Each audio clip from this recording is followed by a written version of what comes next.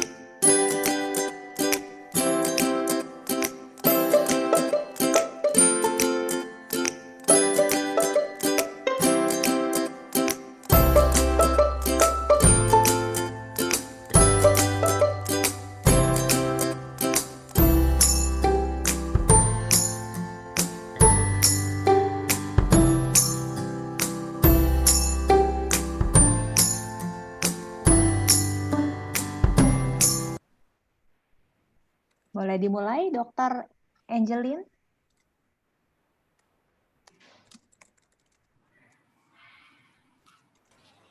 Oke, baiklah, saya mulai ya.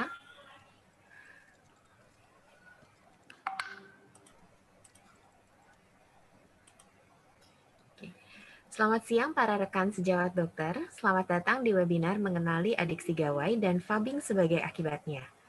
Acara webinar ini terselenggara atas dukungan dari PDSK JI Jaya dan dapatkan 2 SKPID dengan mengikuti keseluruhan webinar dan mengisi post-test di aplikasi Alomedica. Saya Angelin Hanafi dari PDSK JI Jaya yang akan memandu jalannya webinar hari ini. Mari kita sambut narasumber kita hari ini, yaitu Dr. Eva Suryani, spesialis kedokteran jiwa. Apa kabar, Dok? Dr. Eva? Halo, Dr. Enji. Kabar Sehat baik. ya, Dok? Ya, sehat, Dokter Angie juga ya. Iya, terima kasih ya dok sudah bersedia bagi ilmu dengan kami di siang hari ini ya dok ya. Iya, sama-sama. Baik dok.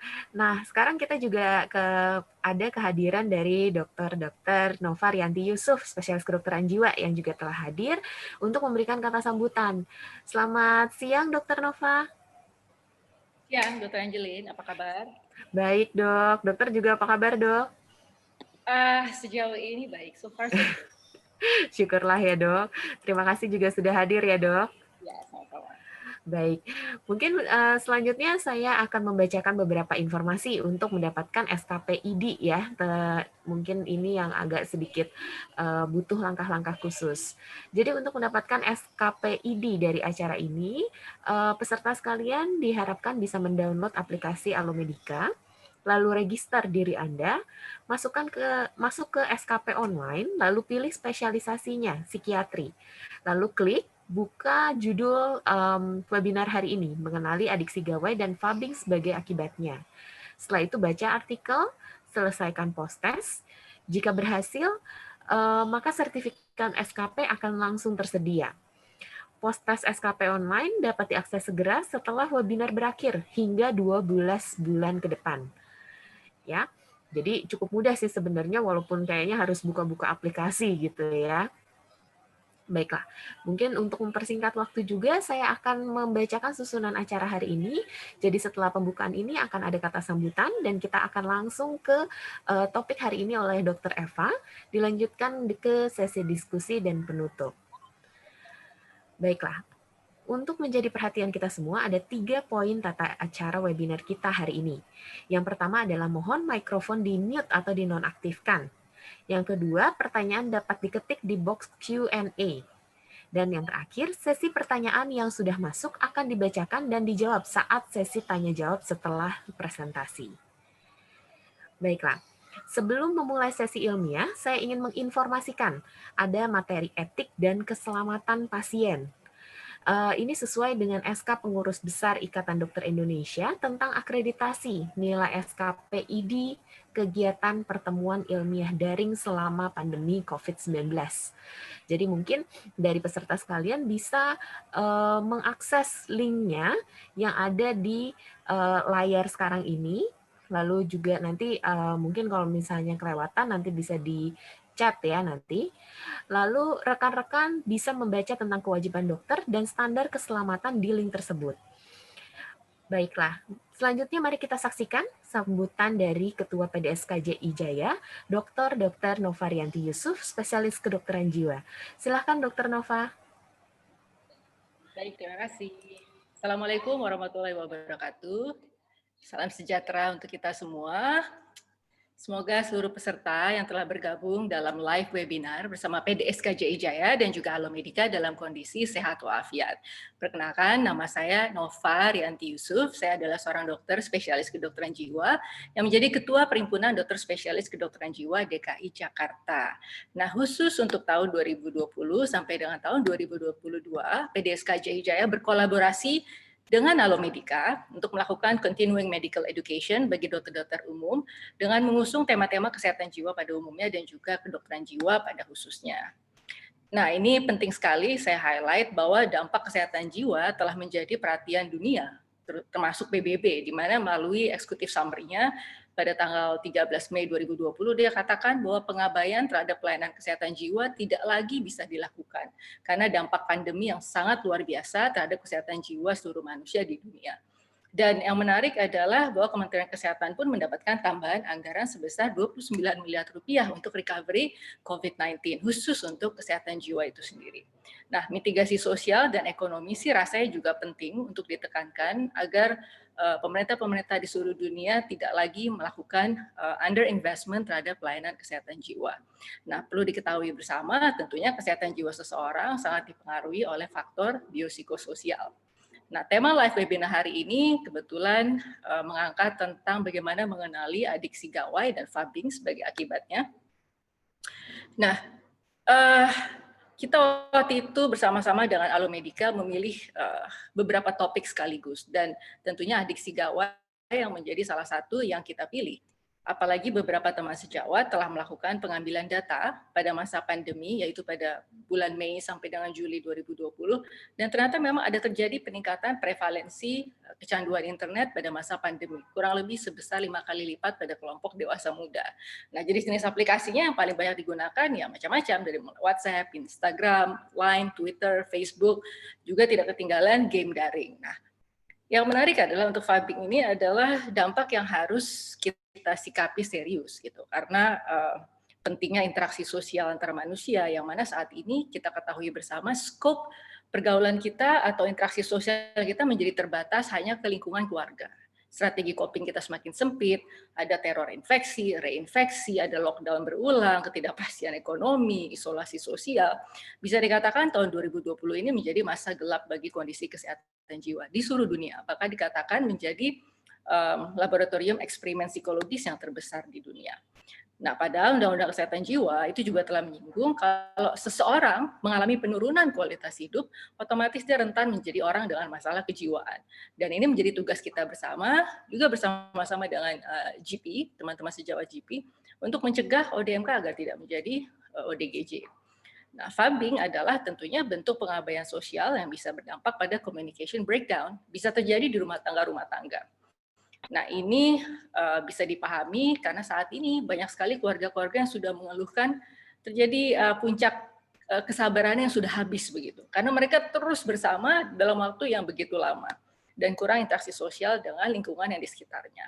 Nanti untuk detailnya, Dr. Eva Suryani, SPKJ, akan menyampaikan materi secara lengkap sehingga partisipan bisa mendapatkan pemahaman yang lebih luas dan mendalam tentang kecanduan internet, juga gambaran fenomenanya pada masa pandemi, serta apa yang kira-kira teman-teman sejawat GP dapat lakukan apabila tentunya mendapatkan kasus-kasus pasien dengan kecanduan internet.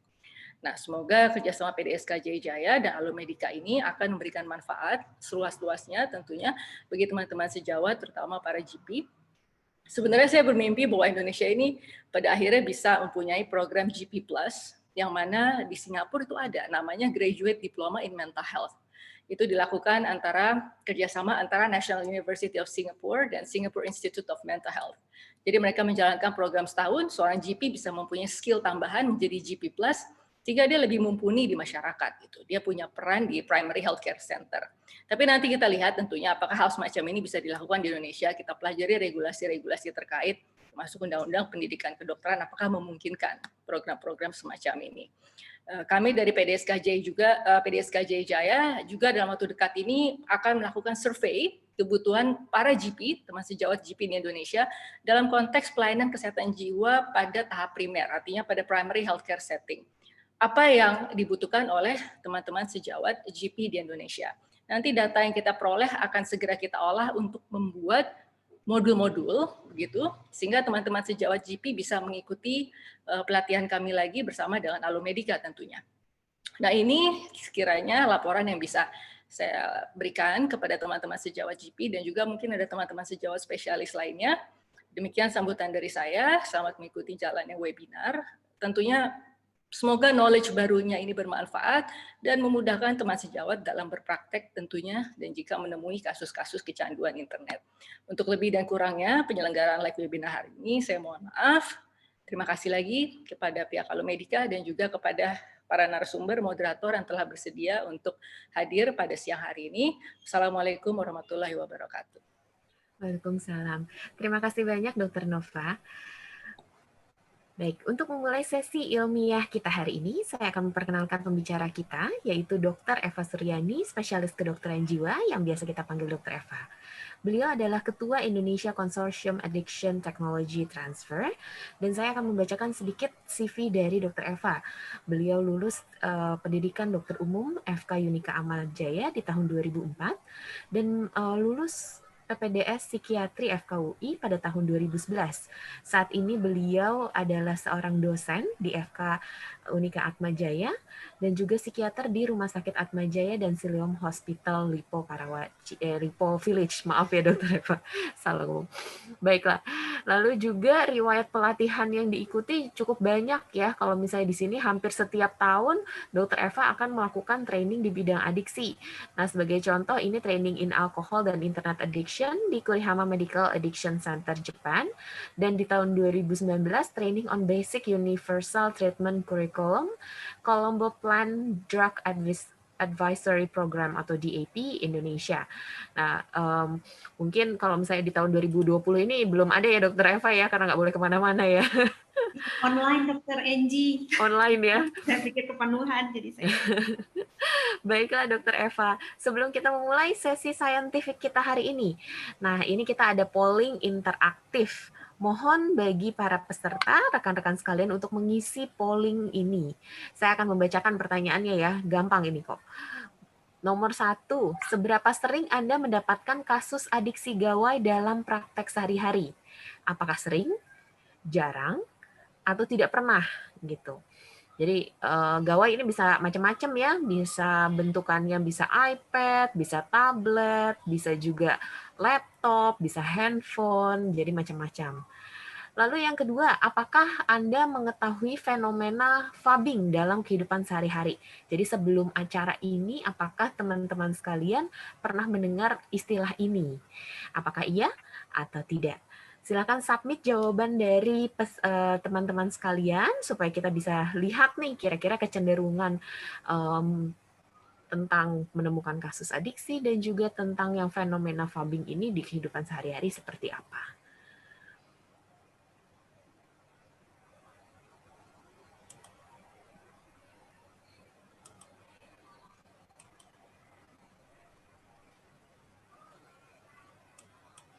Oke, jadi sudah ada nih hasilnya. Jadi dari pertanyaan nomor 1, seberapa sering mendapatkan kasus adiksi gawai dalam praktek sehari-hari? Ini katanya jarang ya, 53%. Nah, yang berkata sering ada 27% yang tidak pernah 20%. Nah, banyak dari peserta hari ini belum pernah dengar tentang istilah fubbing, Dokter Eva ternyata. Jadi mungkin dengan ikut webinar hari ini akan sangat menambah wawasan dari teman-teman sekalian. Dan untuk mempersingkat waktu juga, kita akan mempersilahkan kepada Dokter Eva untuk segera presentasi ya Dokter Eva, supaya kita makin tahu nih tentang fubbing dan juga dampaknya. Silahkan Dokter Eva, selama 30 menit ke depan bisa memulai presentasinya. Oke, Dokter Angie, terima kasih. Saya akan share screen dulu.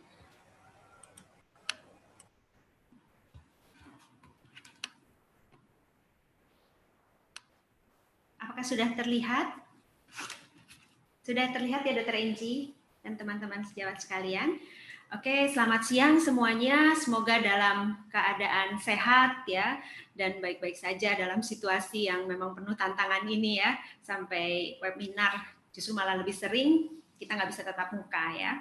Terima kasih kepada Alomedica dan juga PDSKJ Ijaya yang memberikan kesempatan saya untuk bisa sharing pada siang hari ini. Topik yang akan saya bawakan adalah mengenai fubbing addicted to scrolling.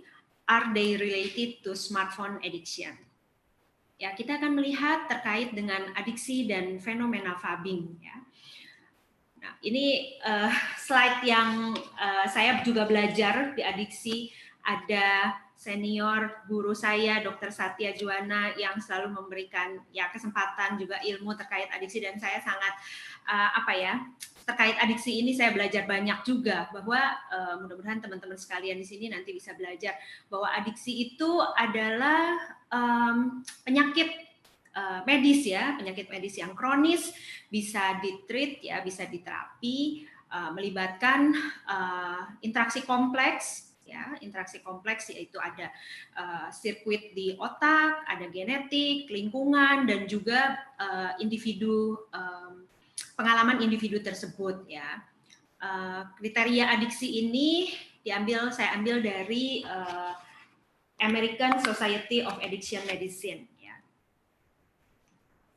Selain itu terkait dengan adiksi ini juga ada akronim gitu ya, ABCDE gitu ya, kalau kita biar mudah untuk mengingatnya gitu ya. Apa sih adiksi itu gitu ya? Adiksi adalah yang pertama itu abstain ya, yang kedua itu kalau kita mau ingat terkait dengan behavioral, masalah terkait dengan behavioral control, yang ketiga itu adalah craving, D itu adalah diminish lalu yang E-nya itu adalah emotional response. Jadi orang yang mengalami adiksi itu memang mengalami ketidakmampuan secara konsisten untuk abstain terhadap apa yang dia mengalami adiksi apa dulu gitu ya, baik nafsa maupun adiksi perilaku. Yang kedua itu mengalami hendaya dalam pengendalian kontrol perilaku dan adanya craving gitu ya, kecanduan, dan dia juga ada mengalami masalah-masalah yang signifikan ya dengan perilaku seseorang dan juga terkait dengan hubungan interpersonal. Dan yang terakhir adalah disfungsi, ya, disfungsi secara respon emosional.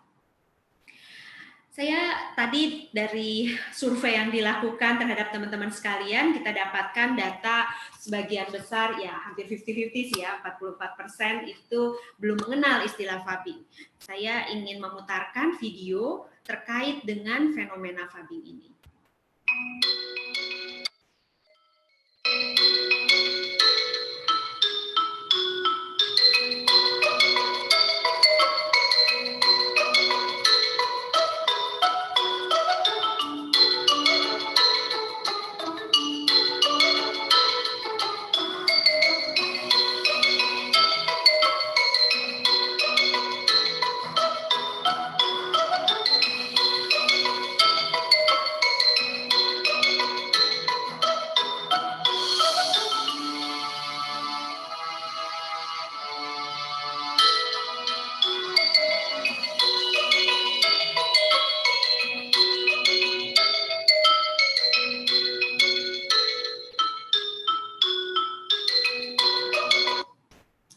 Ya, dari video ini teman-teman semua bisa melihat aktivitas yang dilakukan oleh seseorang saat ada dalam berelasi gitu ya. Saat kita ada di hadapan pasangan atau teman, saat bercakap-cakap, saat makan kegiatan makan bersama, tapi kita mengabaikan ya. Untuk detailnya saya bahas di sini. Jadi Fabing ini adalah merupakan singkatan dari kata phone dan juga snubbing. Ya, Fabing ini sendiri istilahnya ini diperkenalkan ada di Australia Macquarie Dictionary dan juga agensi periklanan McCann pada Mei 2012. Nah, Fabing ini dikatakan adalah perilaku seseorang untuk melihat gadget atau handphonenya atau smartphone-nya ketika dia berada di depan orang lain, ya. Jadi mendeskripsikan perilaku ketika seseorang itu tidak peduli dengan lawan bicaranya atau dengan seseorang yang ada di hadapannya tersebut, ya. Snub-nya sendiri yaitu adalah singkatan kalau dari Cambridge Dictionary seperti menghina seseorang, ya, yang kita tidak memberikan perhatian gitu pada seseorang. Nah, dalam kegiatan Fabing ini kita mengenal ada subjek dan objek kegiatan. Jadi ada orang yang melakukan Fabing, kita sebut sebagai pelaku Fabing atau Faber, sedangkan orang yang kena dampak Fabing kita katakan Fabi, ya, atau korban dari Fabing tersebut. Seseorang bisa menjadi pelaku dan korban di saat yang bersamaan. Ya. Fabing ini sifatnya multidimensi, jadi kita bisa temukan Fabing pada kegiatan adiksi smartphone, pada adiksi internet, adiksi sosmed, dan lain-lain. Nah, ini mungkin nanti kalau saya bicaranya smartphone, ini mengacu pada mobile phone, handphone, cellphone, gadget, gawai, ya. Ini beberapa istilah yang sering kita gunakan. Atau nanti juga kalau misalnya ada, saya akan menjelaskan di belakang terkait dengan kuesioner yang digunakan untuk menilai, nanti di situ juga ada penjelasan-penjelasan terkait hal tersebut, ya. Berikut ini saya masukkan memang sejarah ya terkait dengan perangkat komunikasi. Jadi mulai di tahun 1844 itu ada telegraf gitu ya. Di antara kita pasti belum lahir ya. Lalu ada sampai dengan ada wireless telegraph gitu ya di tahun 1896. Lalu kita mengenal ada video phone di tahun 1936, ada pager di tahun 62 ya. Lalu mulai masuk ke cellular phone itu di tahun 1983 dan mulai smartphone itu di tahun 1994 ya. Sampai akhirnya kita menemukan sekarang semakin canggih, semakin slim gitu ya bentuk smartphone kita. Nah, kita bersama mengetahui bahwa teknologi digital yang berkembang ini mempunyai manfaat dalam kehidupan kita sehari-hari. Terutama saat dampak pandemi saat ini, kita tidak bisa pungkiri bahwa ya untung ada jaringan internet gitu ya, kita bisa melakukan pembelajaran jarak jauh gitu, termasuk dengan handphone atau dengan laptop dan lain-lain ini dimungkinkan ya. Selain itu, teknologi digital juga bermanfaat untuk ya komunikasi tentu saja. Kita walaupun jauh jaraknya, tapi kita bisa melakukan komunikasi saat itu juga, membangun kreativitas sebagai sumber informasi, ya jejaring sosial, mendorong pertumbuhan usaha. Saat ini banyak ada beberapa aplikasi online ya untuk usaha, kita bisa melakukan shopping online ya, dan juga memperbaiki layanan publik ya, jadi ada ojek online gitu ya dari beberapa ini. Jadi smartphone ini memiliki peran penting dalam kehidupan sehari-hari. Seseorang pengguna dapat terhubung secara konstan dan memiliki akses tanpa batas dan juga gangguan ya kalau memiliki jaringan internet.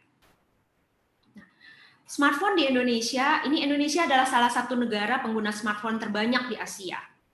Tahun 2018 dikatakan pengguna aktif smartphone di Indonesia itu lebih dari 100 juta orang dan merupakan peringkat keempat di dunia setelah China, India, dan Amerika.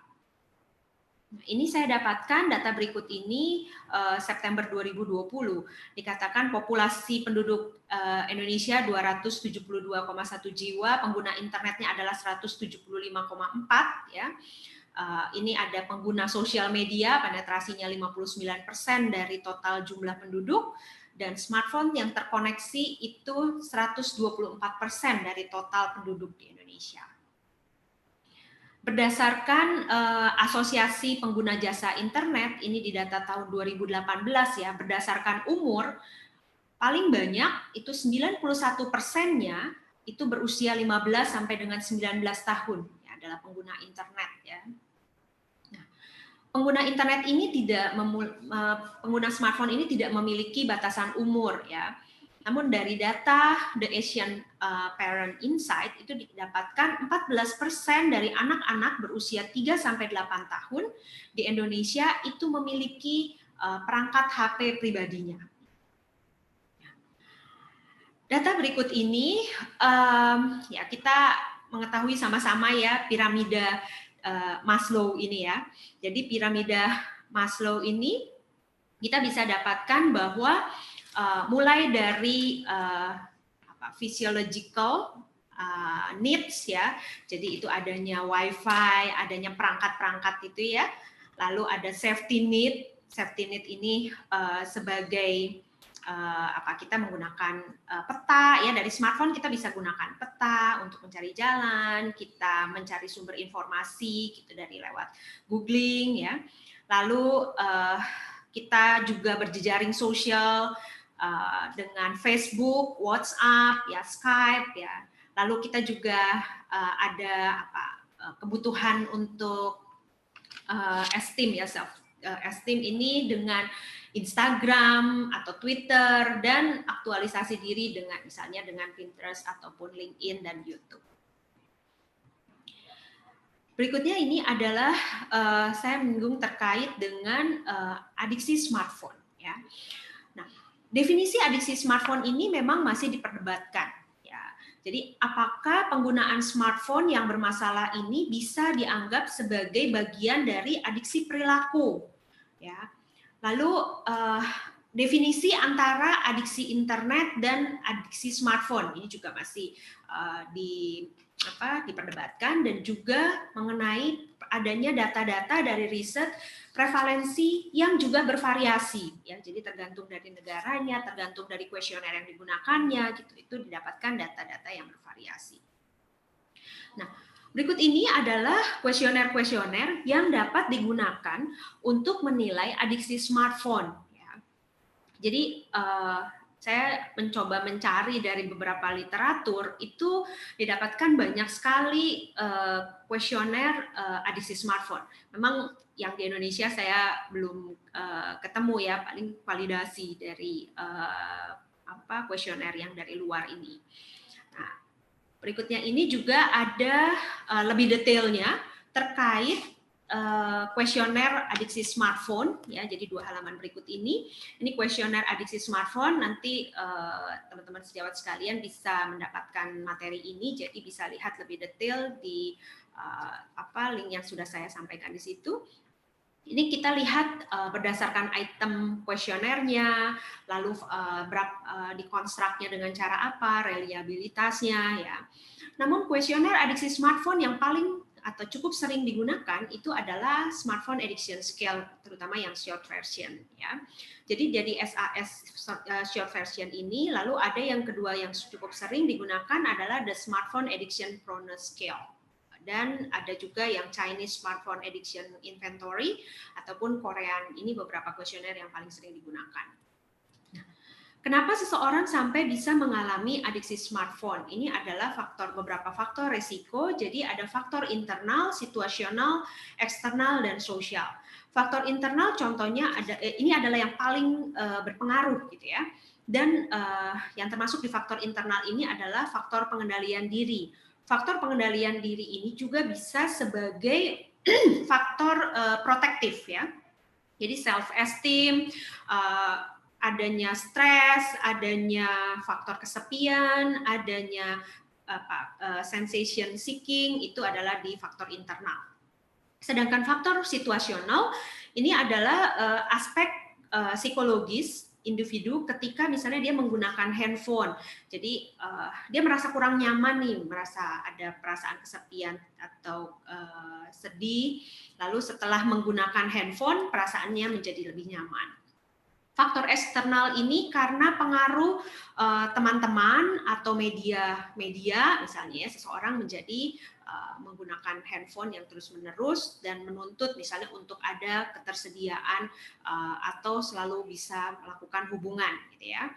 Nah, ini menjadi faktor resiko untuk terjadi adiksi smartphone. Dan faktor sosial. Faktor sosial ini lebih adanya kebutuhan untuk interaksi dengan sesama.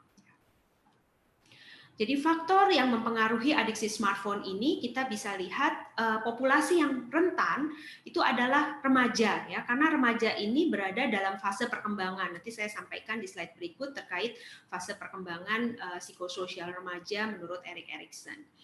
Dan faktor yang mempengaruhi ini ada faktor biologis, faktor psikologis, dan juga faktor sosial.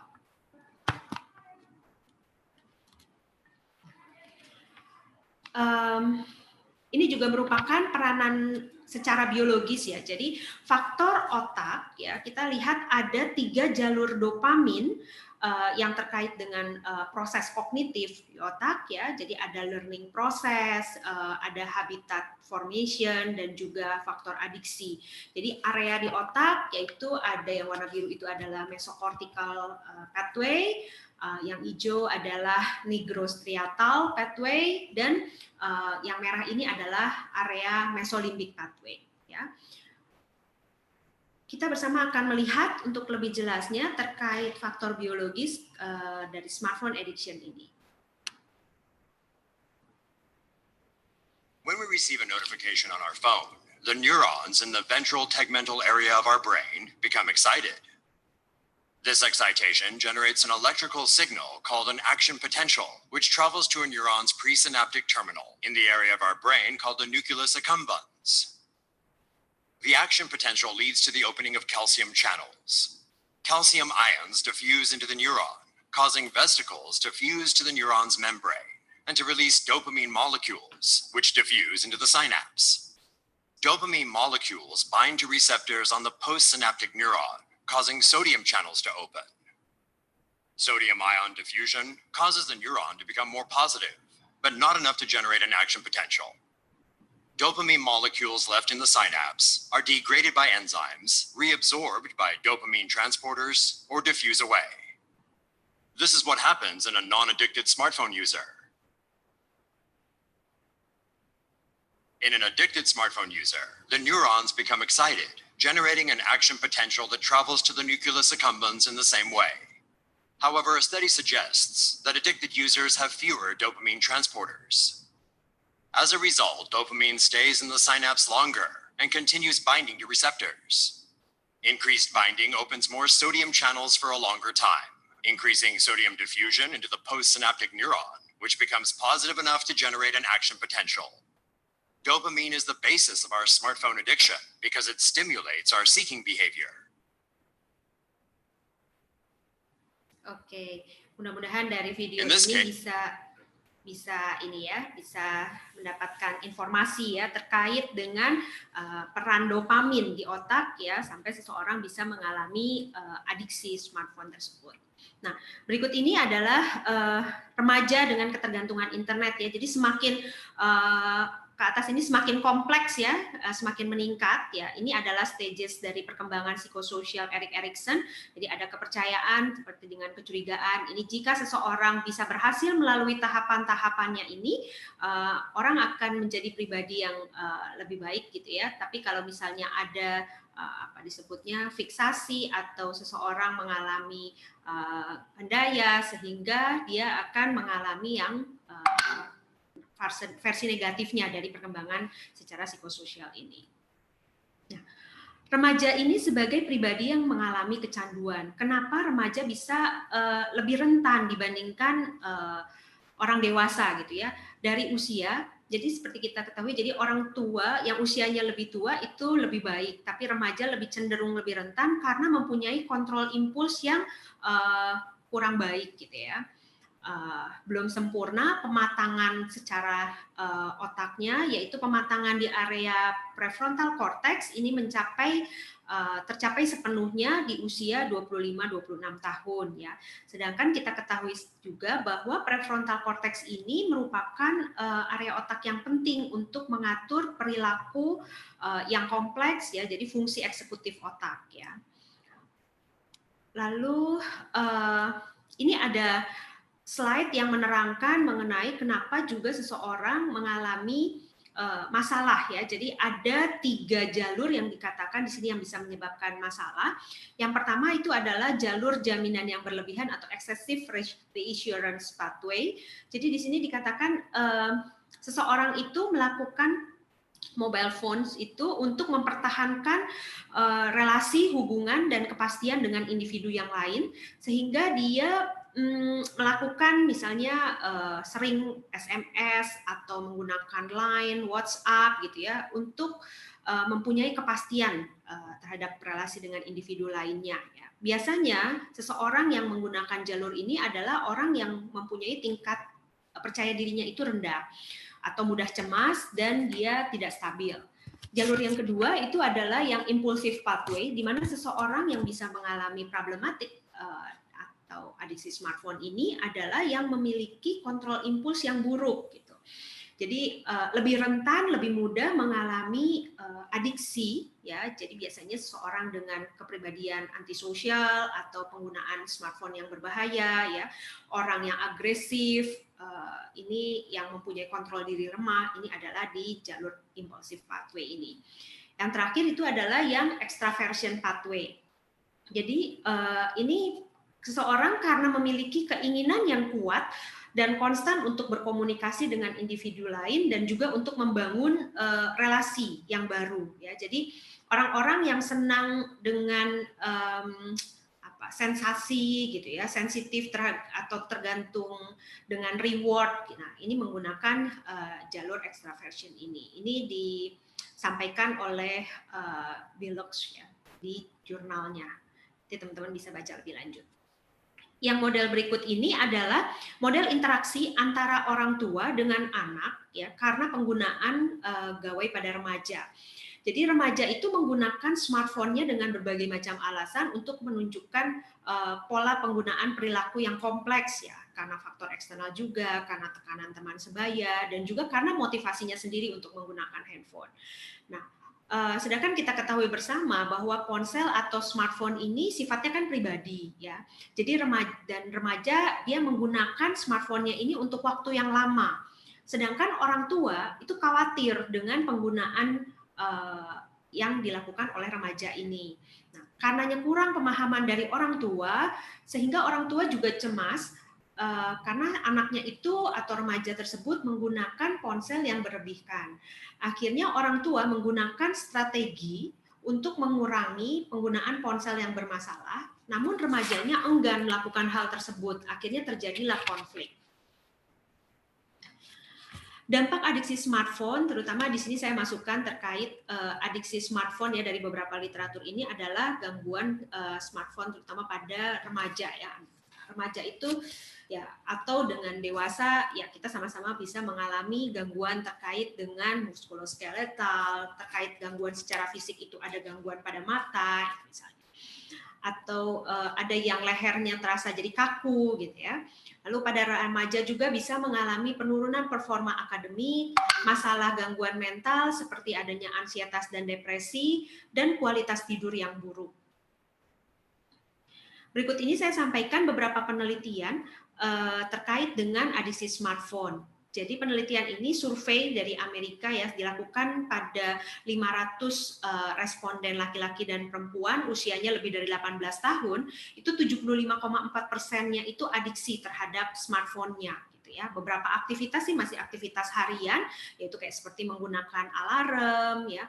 Lalu ada juga yang merasakan tidak nyaman ketika meninggalkan handphonenya di rumah ya. Kadang-kadang ada orang juga yang bilang misalnya, saya lebih baik ketinggalan dompet deh daripada ketinggalan handphone.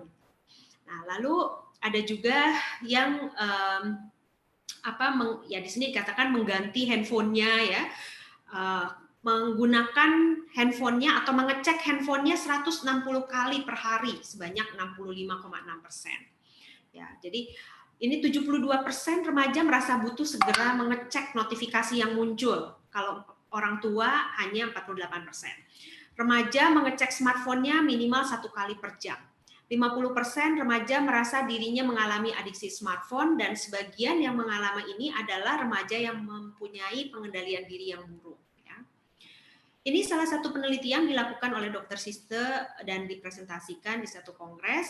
Jadi didapatkan bahwa mobile phone itu merupakan akses internet yang paling sering ya seseorang menggunakan internet. Lalu tujuannya dari penggunaan internet itu dari data penelitian tersebut didapatkan sosial media yang paling banyak dan juga online games. Lalu saya dengan ada alumni dan juga asisten penelitian saya melakukan penelitian. Ini kami menilai di studi cross-sectional di 550 siswa SMA di Jakarta dan Tangerang. Kami ingin menilai prevalensi dan dari resiko adiksi smartphone dan hubungannya. Ini kami dapatkan data bahwa 76,5% ini penggunaannya adalah untuk sosial media, ya. Dan kami dapatkan juga adanya hubungan yang bermakna ya, antara penggunaan smartphone ini dengan terjadinya resiko adiksi smartphone, ya.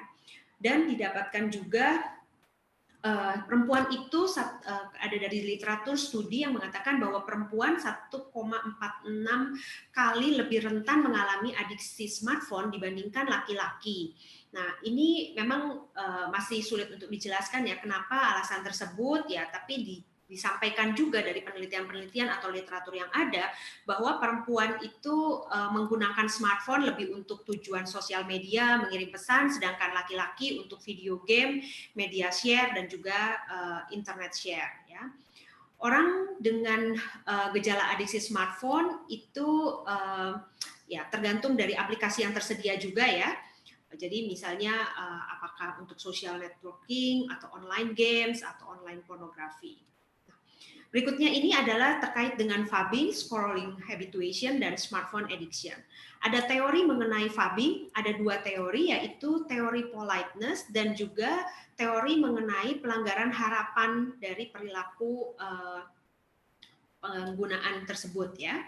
Jadi ada untuk phubbing scale ini ada 10 pertanyaan ya terkait dengan 5 pertanyaan terkait communication gangguan komunikasi, dan yang 5 pertanyaan terkait dengan obsesi pada teleponnya tersebut ya. Jadi high score itu menandakan lebih ketergantungan. Nah, ini adalah faktor-faktor penyebab phubbing ya. Jadi ini memang tergantung dari perubahan struktur area otak ya, di mana ada juga prediktor ya, di faktor prediktor dari adiksi smartphone dan phubbing ini yaitu adiksi internet, fear of missing out, dan juga kontrol diri ya. Jadi seseorang mengalami phubbing ya, ini tentunya dampaknya adalah social exclusion ya. Phubbing ini berdampak pada eksistensi seseorang, jadi dikatakan ada 4 dasar kebutuhan manusia ya, jadi belonging, self-esteem, meaningful existence, dan juga kontrol diri. Jadi dari jurnal ini nanti teman-teman sekalian bisa membaca juga lebih detailnya terkait bahwa adanya masalah komunikasi dan relasi akibat phubbing ini. Ya. Untuk terkait dengan scrolling habituation dan smartphone, ada studi di UK itu terhadap 61 responden, dan dari studi tersebut dilakukan di usia 20 sampai dengan 49 tahun. Studi tersebut melakukan penelitian terkait penggunaan smartphone, bagaimana seseorang mengalami FOMO ya, jadi fear of missing out, lalu dilihat mental well-being-nya dan social connectedness. Nah, setelah dilakukan survei tersebut, lalu dilakukan juga pertanyaan terbuka dan apa yang dirasakan oleh seseorang ketika 7 hari tanpa sosial media gitu ya. Nah, ternyata dari riset tersebut didapatkan penurunan rata-rata penggunaan dari smartphone ya. Jadi motivasi penggunaan smartphone, penggunaan sosial media itu akibat adanya scrolling gitu ya. Scrolling itu dilakukan karena orang mengatakan untuk mengisi waktu gitu ya. Jadi motivasi utamanya itu adalah untuk mengisi waktu. Berikutnya kita masuk kepada slide terkait dengan pencegahan ya. Jadi teman-teman sekalian, ini saya masukkan slide di sini terkait dengan rekomendasi dari WHO untuk screen time ya. Jadi infant kurang dari 1 tahun sebenarnya rekomendasinya adalah 0 menit gitu ya. Tapi kita lihat juga dalam kehidupan sehari-hari saat ini gadget itu sudah sebagai babysitter ya, ibaratnya untuk balita atau batita itu udah seperti itu peranannya. Ya, padahal rekomendasinya ini anak usia di bawah 5 tahun adalah maksimal 60 menit, kalau bisa lebih kurang lebih baik gitu ya. Nah, selama pandemi ini ya WHO juga ada memberikan rekomendasi ya, jadi bagaimana healthy at home gitu ya. Dan ini beberapa rekomendasi yang nanti teman-teman bisa lihat terkait screen time use ya, untuk atau misalnya menggunakan game during pandemic ini. Nah, pencegahan adiksi smartphone yang bisa dilakukan adalah berikut, yaitu kita melakukan pengaturan ya, pengaturan penggunaan smartphone, batasan waktu penggunaan. Jadi kita mesti melimit ya, setting, kita mesti melakukan pengaturan time limit ya. Perbanyak aktivitas. Jadi olahraga, aktivitas hobi itu mempunyai peranan penting dalam pencegahan adiksi smartphone ini ya. Lalu no gadget before sleep. Jadi bagaimana nanti teman-teman bisa menyarankan misalnya pada pasien itu ya saat mau tidur tidak ada gadget gitu di sampingnya gitu ya. Padahal seringkali kita ketahui bersama juga kalau diri kita sendiri atau pasien itu menggunakan gadget sebelum tidur gitu ya, menemani tidur kita ya. dan turn off notification. Jadi notifikasi ini perlu kita matikan gitu ya, sehingga karena kalau misalnya ada notifikasi pasti kita maunya melihat terus gitu untuk kepada gadget kita ini ya. Lalu untuk mengecek sosial media ini hanya melalui komputer, jangan melalui handphone ya. Dan jika ada rasa kesulitan, kalau misalnya ada penggunaan smartphone yang berlebihan, ada merasa terisolasi dari keluarga, dan udah ada misalnya perilaku menyembunyikan penggunaan smartphone yang berlebihan ini terhadap keluarga, ya ini perlu konsultasi ya. Dari Kementerian Kesehatan sendiri mempunyai pencegahan dan pengendalian ketergantungan pornografi dan permainan berbasis internet atau game addiction ya. Nah, untuk terapi adiksi internet sendiri ini saya mencoba mencari literatur yang bisa dilihat dari Winkler dan kawan-kawan. Ini menyampaikan bahwa ada terapi menggunakan psikoterapi dengan CBT ya, didapatkan ini hubungan yang bermakna dengan CBT. Lalu perlu dilakukan juga ada multi level counseling program dan farmakoterapi. Jadi kombinasi juga dengan obat yaitu escitalopram. Ini termasuk anti depresi dan anti cemas ya, dimulai dengan dosis 10 minggu pada minggu pertama, lalu dinaikkan 20 mg berikutnya ya. Juga ada alternatif lainnya, hanya di Indonesia ini nggak ada, yaitu bupropion. Nah, terapi non-farmakologi yang biasa kita berikan juga pada pasien dengan adiksi smartphone yaitu adanya dengan terapi family terapi ya, karena penting juga peranan orang tua, terlebih kalau misalnya pasien kita itu adalah remaja atau anak-anak gitu ya, perlu dilakukan family terapi ini. Dan cognitive behavior therapy juga motivational interviewing ya. Motivational interviewing ini kita perlu melihat sama seperti terapi pada nafsa. Motivational interviewing ini kita patient centered ya, jadi kita melihat pasien kesiapannya untuk berubah itu di stase mana. Nah, untuk terapi terhadap Faber ya, jadi kalau misalnya diri kita sebagai Faber itu kita perlu ada zona bebas smartphone ya, perlu menciptakan aktivitas atau aktivitas lainnya, kita perlu belajar mengendalikan diri. Tapi kalau orang lain itu yang sebagai Faber, kita perlu memberi contoh ya, modeling ini penting, kita perlu berempati dan kita komunikasikan ya terhadap orang tersebut. Lalu psikoterapinya dengan terapi perilaku dan ada pemberian obat-obatan jika ditemukan gejala kecemasan ataupun depresi. Sebagai kesimpulan, kita bersama mengetahui bahwa smartphone ini bisa mempengaruhi interaksi dan hubungan sosial. Ya, kita tidak bisa pungkiri bahwa smartphone ini sangat penting dalam kehidupan kita, tapi seperti pedang bermata dua gitu ya, mempunyai sisi baik dan sisi buruk. Ya.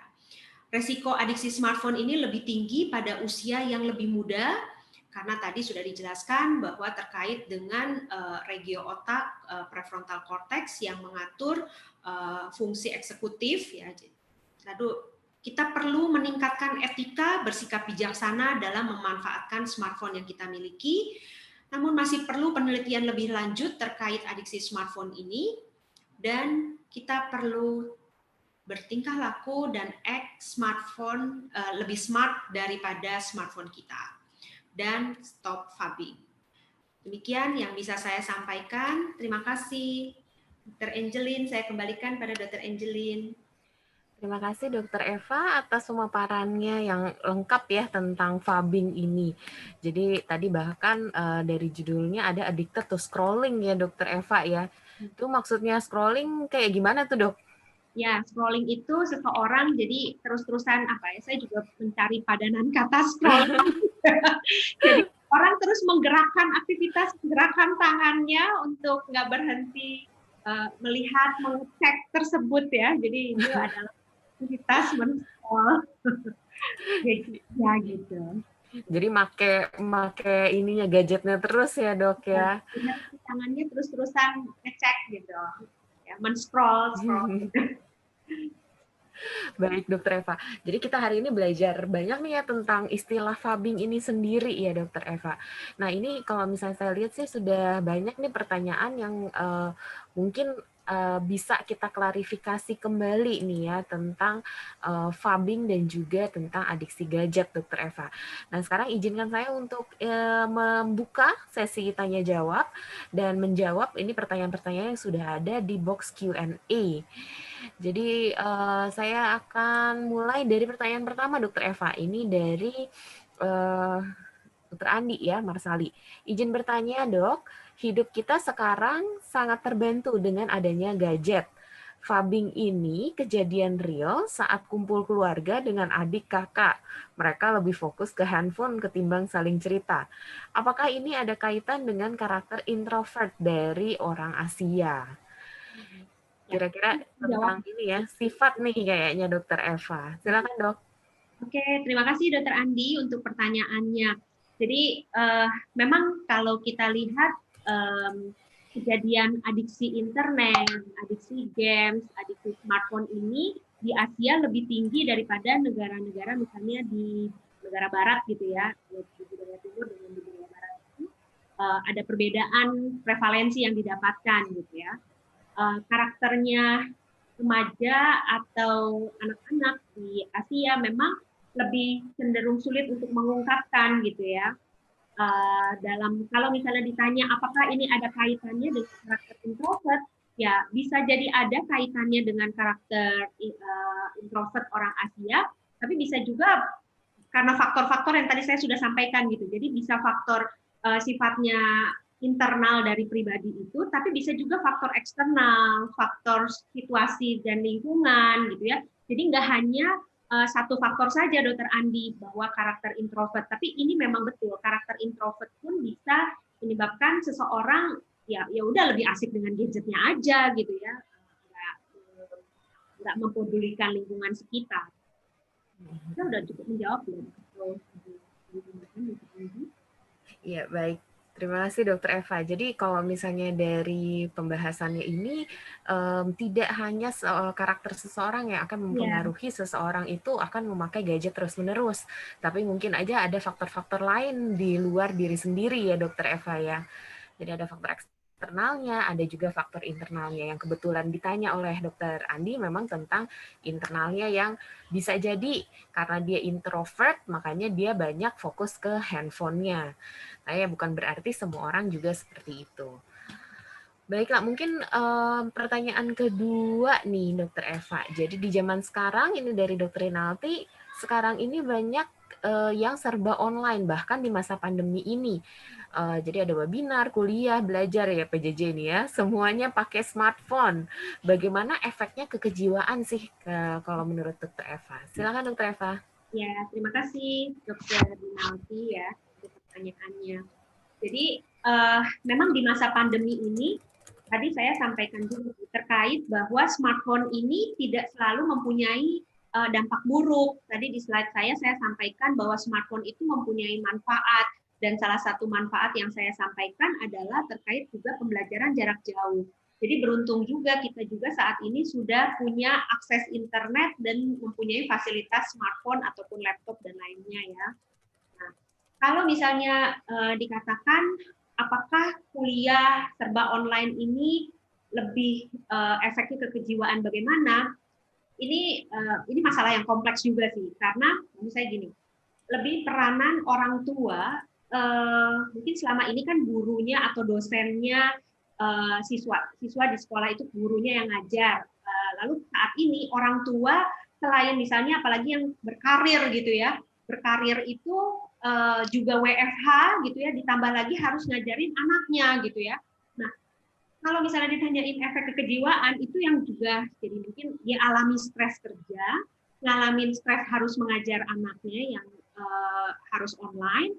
Terus akhirnya menghadapi kayak burnout gitu loh. Jadi ini yang perlu disikapi gitu loh. Jangan sampai kejadian ini yang memang kita belum tahu nih pandemi ini berapa lama selesainya gitu ya. Ya kita berdoa berharap supaya segera selesai efek pandemi ini.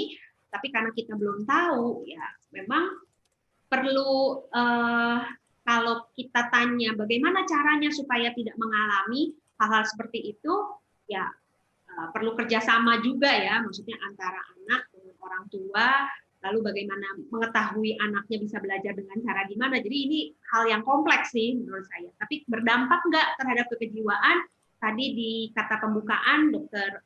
Nova menyampaikan bahwa adanya peningkatan penggunaan internet, peningkatan juga masalah kejiwaan gitu ya. Jadi memang kita perlu aware terhadap hal tersebut. Tapi masalahnya kompleks sih kalau menurut saya, Dr. Eni. Oke, baik. Terima kasih Dr. Eva. Semoga bisa menjawab ya dok tentang dampaknya adiksi internet. Namanya juga adiksi ya Dr. Eva ya, pasti ada dampak-dampak khususnya. Nah, mungkin menyambung pertanyaan tersebut, ini ada juga pertanyaan dari Dr. Nurul, kapan sih kita membutuhkan terapi pada kondisi seperti ini dok? Iya, jadi kalau saya bicara balik lagi, yang namanya gangguan jiwa itu untuk mudahnya mengingat adalah adanya gejala 3P plus 2D. 3P itu adalah gejala pikiran, perasaan, perilaku, dan 2D-nya itu adalah distress dan distress. Jadi seseorang kalau misalnya memang sudah mengalami gejala, adanya gejala-gejala, kita temukan di pasien atau di keluarga kita atau di diri kita gitu ya, ternyata kita memiliki gejala pikiran, perasaan, perilaku, dan gejala-gejala ini sudah menimbulkan adanya stres dan ada ketidakmampuan, adanya hendaya. Nah, berarti ini sudah ada gangguan gitu.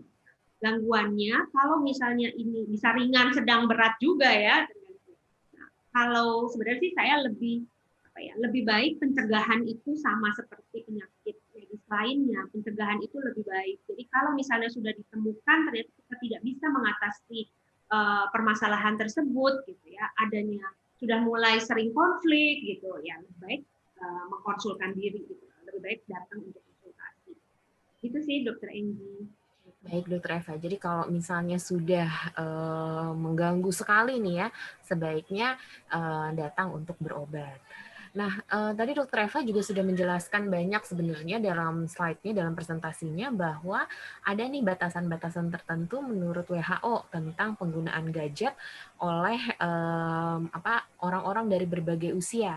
Nah, kalau ini mungkin bisa diulang sedikit ya dok ya, tentang hal tersebut. Jadi, kalau misalnya seorang anak itu sebaiknya dikasih gadgetnya itu mulai dari usia berapa, terus kira-kira berapa lama, itu kira-kira gimana ya dok sekarang ini? Karena kan seseorang sekarang nggak bisa hidup tanpa gadget itu babysitter ya sekarang itu ya dok ya. Ya, kalau misalnya dari referensi itu, kalau memang, tapi nggak mungkin banget ya di zaman sekarang ini di atas 25 tahun orang baru pakai gadget gitu ya, kan udah nggak mungkin banget ya. Tapi dari semakin ada beberapa rekomendasi juga, misalnya selain dari WHO tadi ya, kalau dari WHO kan di bawah dari 5 tahun itu sebaiknya tidak lebih dari 1 jam gitu ya penggunaan gadget tersebut gitu. Ada juga yang menyampaikan kalau udah di atas usia 14-15 tahun itu boleh gitu loh menggunakan gadget ya.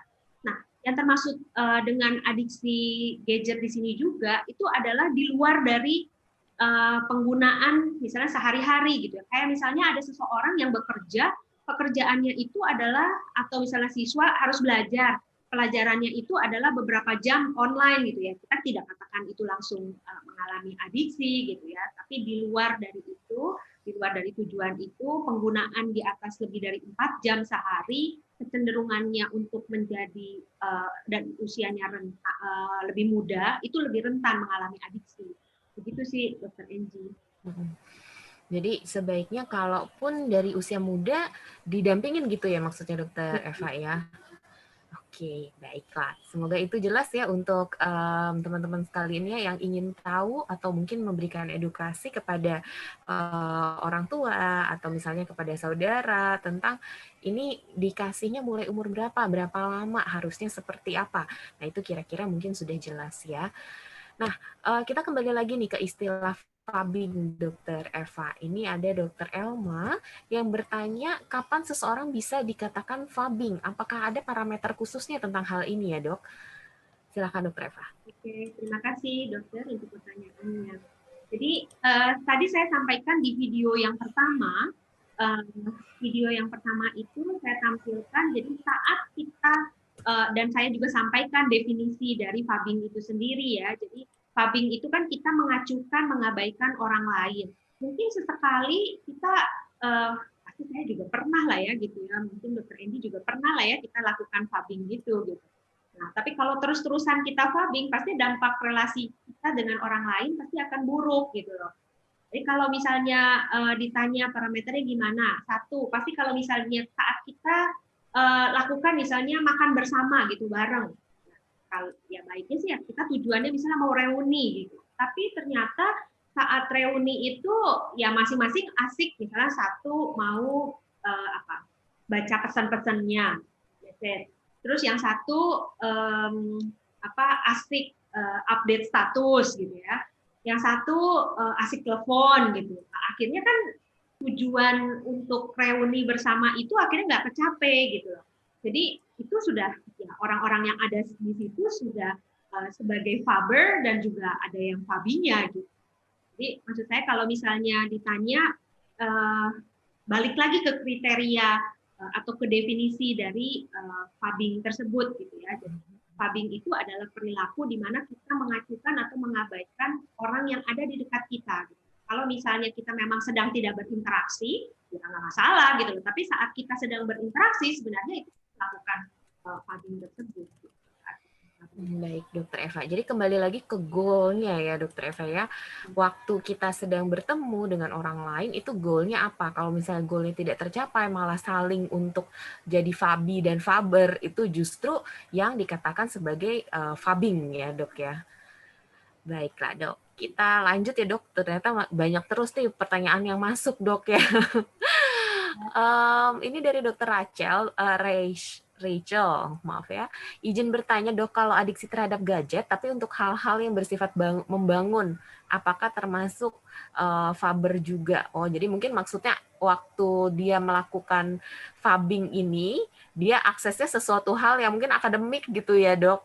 Nah, yang kayak begini gimana, Dok?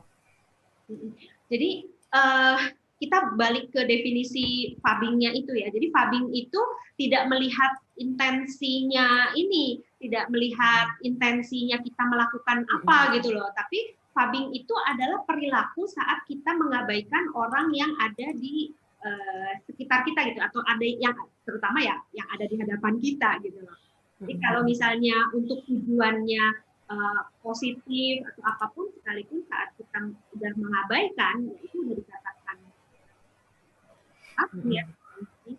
Tadi kan ada teori terkait fabbing itu ada dua tuh teorinya. Yang pertama adalah terkait dengan politeness gitu, teori sopan ya, tentunya kita berinteraksi dengan orang, saat berinteraksi dengan orang itu ya sopan-sopannya kita memperhatikan gitu ya saat kita berinteraksi, kita cuek, kita aktif dengan diri sendiri. Gitu ya. Lalu yang terkait dengan teori fabbing satu lagi adalah expectancy violation theory, di mana ya terkait dengan pelanggaran harapan gitu ya. Harapannya ya saat orang ada di hadapan kita dan mau berkomunikasi gitu ya, tapi dengan adanya fabbing ini akhirnya justru dia tidak melakukan komunikasi tersebut kan. Iya, baiklah, Dok. Terima kasih banyak atas jawabannya, Dokter Eva. Saya mungkin ini ada beberapa pertanyaan yang bisa menjadi ada beberapa yang akan saya rangkum juga ya, Dokter Eva. Nah, ini menarik juga, Dok. Ini yang bertanya mungkin sejauh dokter umum juga ya, Dokter Janet. Untuk dokter umum, sejauh mana kita bisa menangani pasien dengan kecenderungan adiksi smartphone? Dan kapan dokter umum harus merujuk seseorang dengan ketergantungan smartphone tersebut?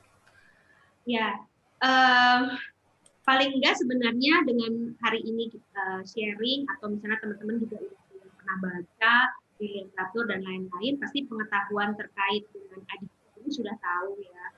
Ini kalau misalnya ditanya dokter umum bisa menangani masalahnya sampai seberapa, itu dilihat-lihat juga ya. Kalau misalnya di daerah, mungkin yang nggak ada psikiaternya dan lain-lain, mungkin penanganannya, dan kalau misalnya dokter umum juga sudah memiliki kemampuan, maksud saya kayak misalnya melakukan psikoterapi, kayak pencegahan, prevensi itu maksudnya bisa dilakukan. Justru dokter umum itu sebagai garda terdepan ya gitu. Kadang-kadang masalahnya bisa ditangkap oleh dokter umum gitu loh. Jadi dokter umum bisa memberikan kayak misalnya yang non farmakoterapi itu sebenarnya bisa dilakukan oleh dokter umum, lama, bagaimana tadi ya tindakan-tindakan pencegahan dari smart addiction ini itu sih bisa disampaikan gitu loh, pasien bisa diedukasi oleh dokter umum gitu.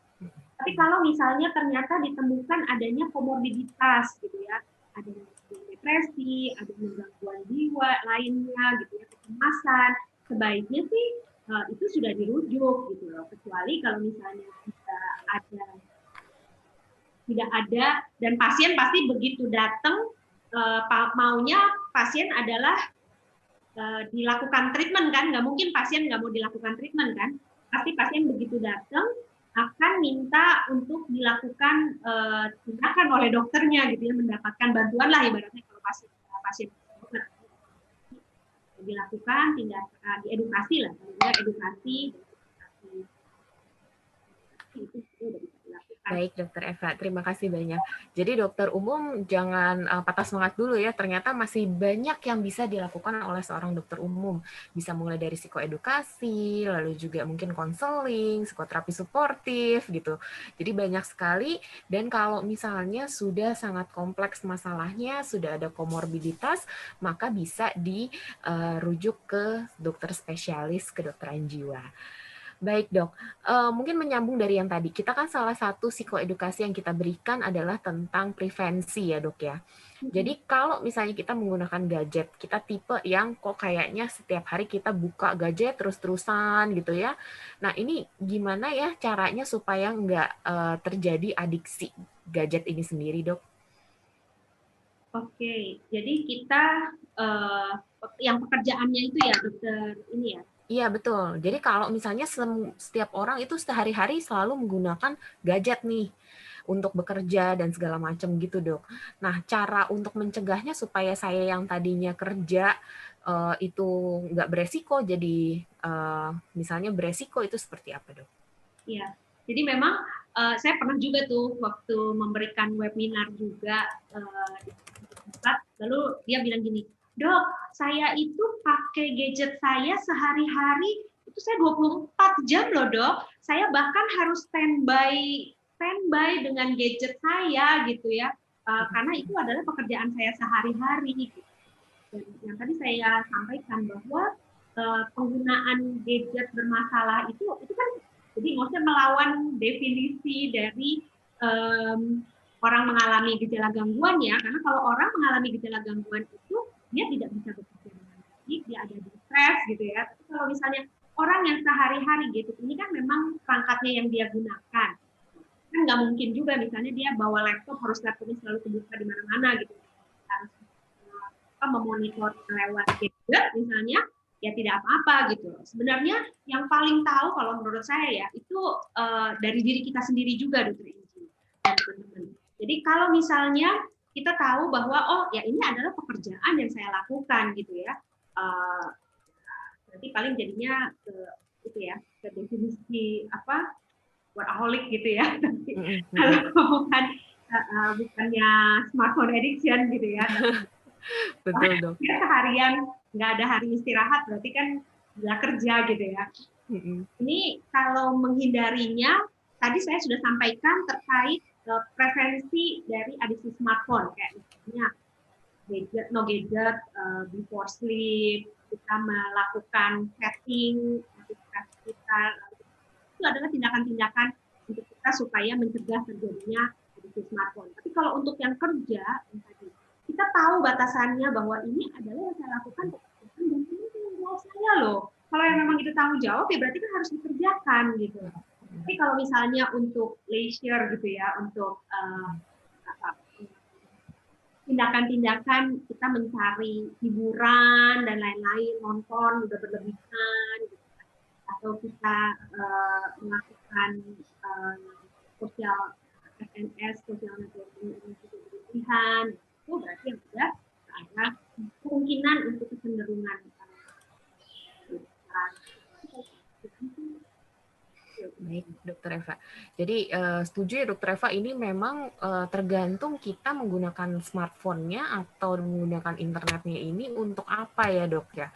Kalau misalnya mungkin berdasarkan penelitian juga nih kalau misalnya dipakai untuk keperluan belajar, untuk keperluan sekolah itu tidak terhitung dalam batasan resiko untuk mengalami adiksi.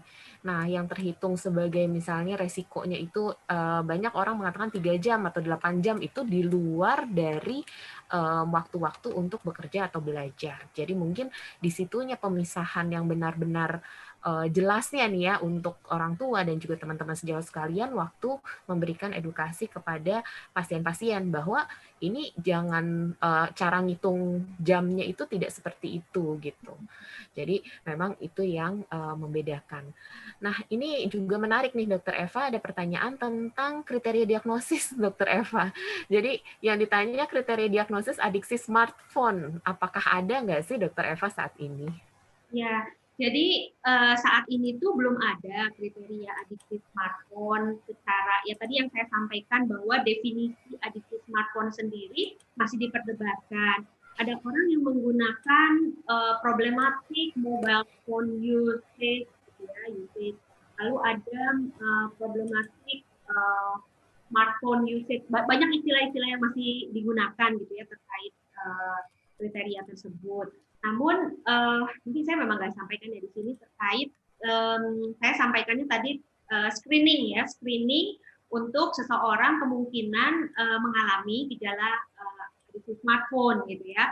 Dari kuesioner-kuesioner yang tadi saya tampilkan itu kan ada adiksi smartphone, caranya menilai yang paling sering tadi pakai smartphone addiction scale itu ya. Nah, itu kalau kriteria adiksi itu balik lagi kita bisa menggunakan kriteria menurut ICD-10, PPDGJ 3 atau DSM-5 gitu ya. Itu ada kriteria terkait dengan adiksi. Tapi untuk ditegakkan sendiri kriteria adiksi smartphone itu saat ini belum ada. Tapi kalau tanda-tandanya, ciri-cirinya orang mengalami adiksi, itu yang tadi saya sampaikan di awal, bahwa adanya ABCDE tadi, gitu ya, itu adalah seseorang mengalami adiksi. Mudah-mudahan cukup jelas, Dr. Angie.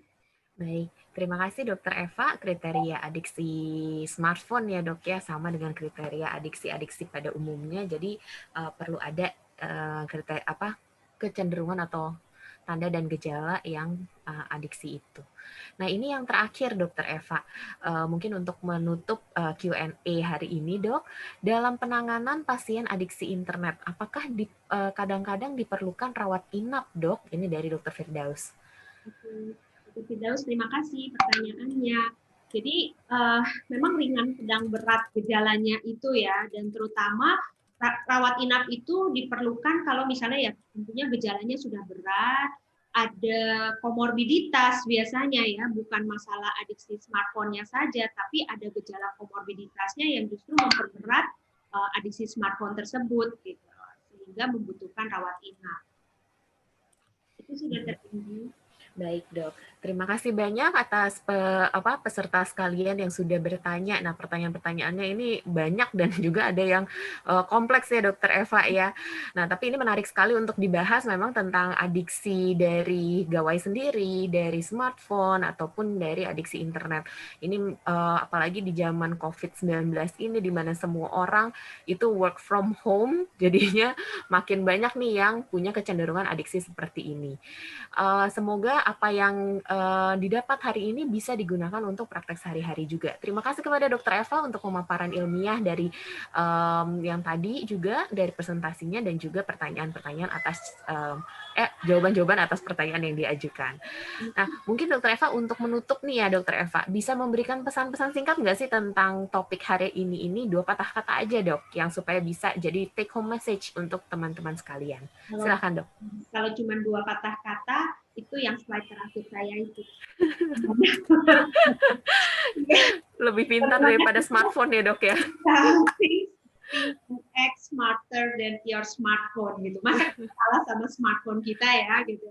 Justru manusia yang menciptakan smartphone kan, masa kita tidak smarter than your smartphone. Jadi itu ya, kita perlu bijaksana ya menggunakan smartphone dan stop pubbing, karena stop pubbing itu ya. Baik. Inji, terima kasih. Terima kasih banyak Dokter Eva. Kita akan tutup sesi ilmiah kita pada hari ini. Terima kasih pada Dokter Eva yang telah membagikan ilmu kepada kita semua hari ini. Stay safe selalu ya Dok ya. Semoga sehat selalu juga di zaman sekarang ini ya Dok. Terima kasih banyak juga untuk rekan sejawat dokter yang sudah bergabung dan mengikuti acara webinar pada hari ini. Terima kasih kepada PDS KJI Jaya atas dukungannya yang memungkinkan terselenggaranya acara hari ini. Sampai jumpa di sesi selanjutnya. Salam Alomedika, jadi dokter andal dalam genggaman. Terima kasih banyak, Dok. Bye. Terima kasih.